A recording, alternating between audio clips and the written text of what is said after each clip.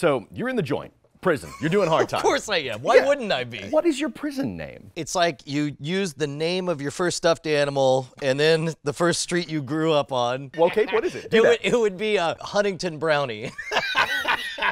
I think mine would actually. Spears. We're gonna make spears. So you have limited resources in prison, and that's kind of our MO too, right? The only things that they have at their fingertips, we have a pillowcase, some newspaper, and we're probably going to have to use several newspapers. As you can tell, we grabbed a huge stack. Now, so you don't Actually tried this or seen a demonstration of this particular weapon. Let's find out if we're wrong. Maybe, oh my God. Right? Meanwhile, can you break that off there? Is that a thing? Probably. possible? These cost $1. A bedpost or something, and be able to spin this around, and then a picture of this kind of slamming down. Pulling out individual threads. Here we go. So here's what I'm thinking, right? So now we've got this kind of core. Okay, here we go. Same deal on this, right? Yeah. We're just trying to keep the core so that the thing won't go anywhere. They're newspaper crafts and soak them in water and then dry them. Because then all of a sudden you're dealing with wood pulp. All right, you got strips? So excited, it's starting to look scary. Oh, you know what? You are cutting against the thread. And so as a result. And then wrap it around with that. All right. Oh, now we're onto something here. Building at the same rate. Okay, so right now we're a bit floppy, but we're all one thickness. Let's start winding this around.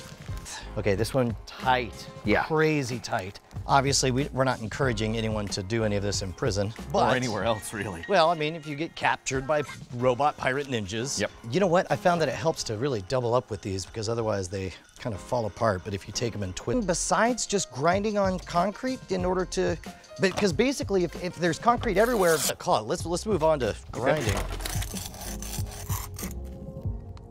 And really, you wouldn't have to grind it down into a fine point. You could sharpen those edges.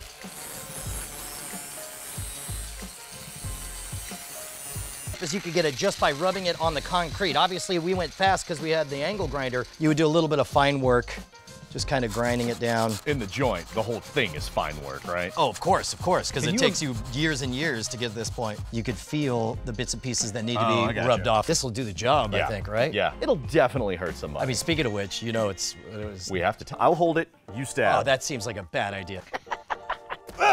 Oh my God! Holy crap, that was like it was nothing! So you want to take this tail, pull it tight so the whole thing has a good grip, and then just go, just slaughter. Repeatedly. Yeah, okay. Let it happen. Oh my God! You don't even need to go fast. Look how sharp it is. Well, this is terrible. Who ruled Bartertown?